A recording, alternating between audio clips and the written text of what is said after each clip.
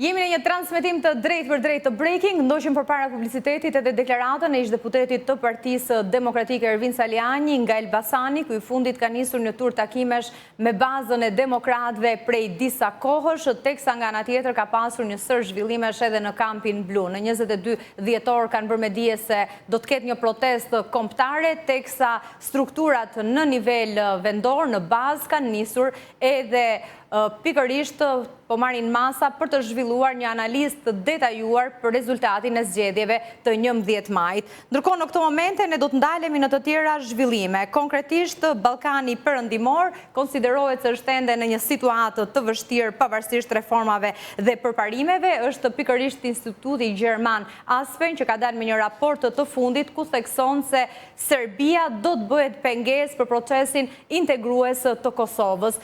Do të shkojmë sërish në një lidhje direkte, është kolegu nga Kosova, Ardian Gaxheri. Ardian, përshëndetje sërish, patëm një ndërprerje të bisedës edhe për shkak të transmetimit të drejt për drejt të turit të takimeve që ka nisur Saliani me bazën. Gjithsesi, do të ndjekim një material shkurtimisht dhe më pas do të kthehemi në studio për të diskutuar së bashku. Serbia vlerësohet si pengesa më e madhe për antarësimin e Kosovës në Bashkimin Evropian sipas Institutit Gjerman Aspen. Edhe pse ka bërë progres në disa fusha, Kosova përballet endet me pengesa, ku peshën më të madhe zë normalizimi i marrëdhënieve me Serbinë. Sipas Institutit Gjerman, i njëjti argument vlen edhe për Serbinë. Serbia ka nisur negociatat për antarësimin në BE për vitin 2014, por përparimi mbetet të kufizuar, me shqetësime mbi reformën e sundimit të ligjit, lirinë e medias, harmonizimin e politikës së jashtme dhe normalizimin e marrëdhënieve me Kosovën, të cilat vijojnë të ngadalsojnë ritmin e negociatave, theksoi në raportin për Ballkanin Perëndimor. Sipas Deutsche Welle, Ballkani Perëndimor vijon të mbetet në pozicion kritik, pavarësisht reformave dhe progresit që po ndërmerren në kuadër të procesit të antarësimit në Bashkimin Evropian. Sipas raportit të Institutit Gjerman, 6 shtetet e Ballkanit Perëndimor përballen me një model të vazhdueshëm në të cilin sundimi i dobët i ligjit, institucionet të politizuara shtetërore dhe kapaciteti i kufizuar administrativ dëmtojnë zbatimin e politikave dhe gërryejnë besimin e publikut.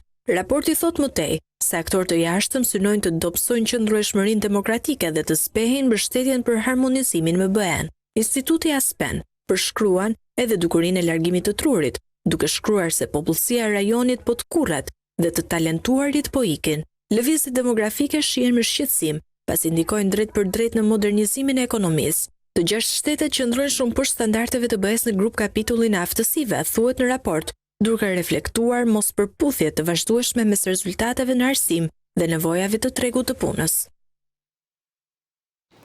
Mirë, ky ishte raporti sa i përket marrëdhënieve dhe situatës aktuale në Ballkanin Perëndimor, ku specifikohet se Serbia do të bëhet pengesë për integrimin e Kosovës në Bashkimin Evropian. Ardian, teksa po diskutonim më herët edhe në lidhje me situatën politike, krizën e gjatë, politike dhe institucionale, që në fakt u bë shkak për të shkuar në një tjetër proces zgjedhjesh të jashtëzakonshme, sikundër do të mbahen në 28 dhjetor. Në raport me një proces të mundshëm rikthimit të palëve në tryezën e dialogut, si do të gjendej Kosova aktualisht? Po, faktikisht neve si shtet nuk kemi dialog me Serbinë, por kemi dialog me bashkësinë ndërkombëtare. Kjo është esenca e asaj që duhet të kuptojmë e para, sepse me Serbinë ne e dimë që është një shtet destruktiv i cili nuk ja do të mirën Kosovës dhe në çdo situatë, në çdo proces ajo mundohet ta pengojë Kosovën. Por ajo që na mbetet neve është të kryejmë detyrat tona. Dhe detyrat tona janë të parafrohemi me miqtë tonë ndërkombëtar, posaçërisht me Shtetet e Bashkuara të Amerikës, sepse kur ne deshëm të çliroheshim, Serbia nuk na la, por ishte bashkia ndërkombëtare ajo që na ndërhyri dhe na çliroi. Dhe kur deshëm ta shpallim pavarësinë, po e njëjta gjë ndodhi. Dhe tani që Serbia nuk na njeh dhe mundohet të prolongojë gjitha proceset tona, megjithatë nëse ne arrijmë të tregojmë se jemi të denj, të marrim një shtet e të zhvillojmë një demokraci, atëherë padyshim që partnerët tonë ndërkombëtar do na përkrahin sepse ne jemi tek e fundit foshnjë atyre.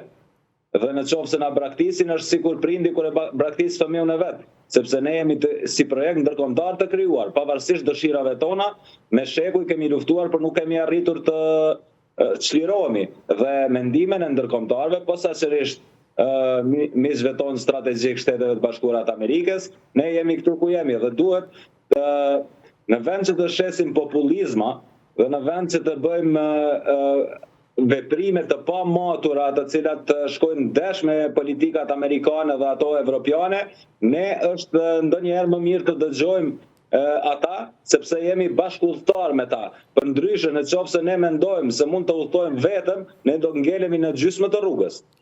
E qartë, dhe sigurisht rëndësi ka në këtë situatë edhe përgjegjshmëria apo pa përgjegjshmëria e klasës politike në Kosovë. Për të rikthyer edhe një herë, kam dhe një pyetje të fundit për procesin që do të zhvillohet në 28 dhjetor. Si mendon se i ka ndikuar kjo periudhë gjatë krize elektoratit në Kosovë?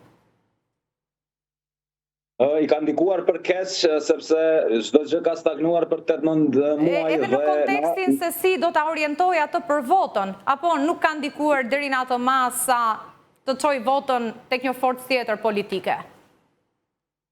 E kuptova, padyshim që do ketë një tkurrje të lëvizjes vetëvendosje, sepse tkurrjet nga partitë tjera nuk pritet për shkak se partitë tjera kanë qenë opozitë dhe ka qenë lëvizja vetëvendosje ajo parti e cila ka pasur mandatin dhe mundësinë të krijojë institucionet. Dhe njerëz nuk janë shikues të jetës së tyre, pavarësisht se njerëz mund të jenë të një ideologji të caktuar ose të përkrajnë dikë, kur jeta e tyre merr përmbrapsht, ata padyshim ndërmarrin hapa.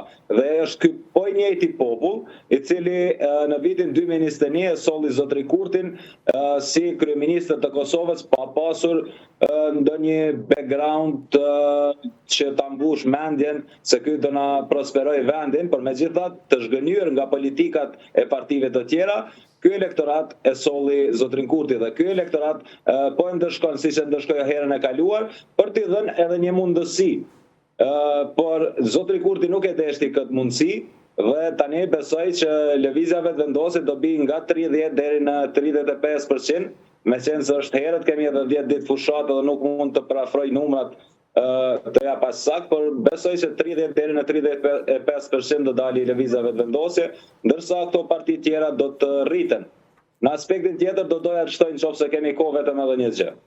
Po, patjetër. Pra, nëse 30-35% shkon vetëvendosja, a do ta krijojë opozita e qeverinë e re? Po, opozita nëse ka vullnet politik, do ta krijojë qeverinë e re, edhe besoj që tashmë një fakt është i ditur që ne më është treni i fundit.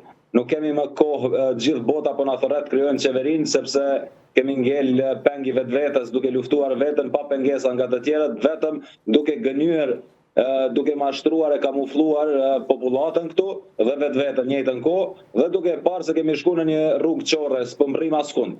Dhe ne prapë duhet të kthjellohemi. Ajo që desha të them është duke parë komplet situatën, pasqyrën e madhe të situatës politike të Kosovës, raportet e prishura ndërkombëtare dhe izolimi i Kosovës, stagnimi i zhvillimit ekonomik, pastaj siguria, cenimi i sigurisë në forma të ndryshme, duke pas parasysh Banjskën, dhe po ashtu edhe tentativa të tjera.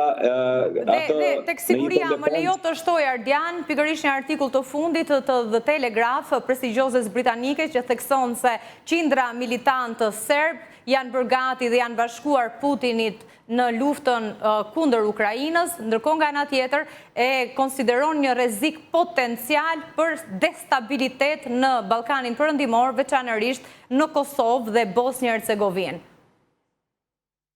Padyshim, ne ndonjëherë më duket vetja që funksionojmë si shtet, sikur ai gomari që ka qenë ujku duke e ngrënë, e ka thënë inshallah po shoh ëndër. Edhe ne ashtu po funksionojmë në një farë forme, duke ditur se Serbia e ka një strategji kombëtare të cilës i shkon mbrapa për më shumë se një shekull, ndryshe prej neve shqiptarëve. Dhe ajo strategji quhet kjo Serbia e Madhe. Dhe Serbia e Madhe do të thotë tkurrja e tokave shqiptare, siç ka ndodhur copëzimi deri tani, dhe po ashtu cenimi i shteteve tjera siç është Bosnja, Mali Zin nëse mundet e kujto tjetër që t'i merr nga një copë. Dhe rrezikun më të madh për momentin e kemi ne si shtet Kosova dhe po ashtu Bosnja.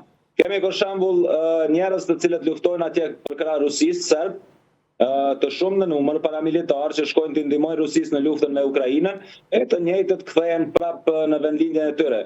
Një ndër ata së fundi i cili u arrestua në Sarajevo është Dario Ristic, i cili është potencial për të nxitur trazira, për të rekrutuar njerëz të rinj, dhe madje kur jemi të njerëzit të rinj, ata po paguhen deri në 23.000 pound për person në qoftë se i bashkohen luftës Rusi-Ukrainë. Dhe sa kohë kanë detyrimin për të qenë atje, për të luftuar krah forcave ruse?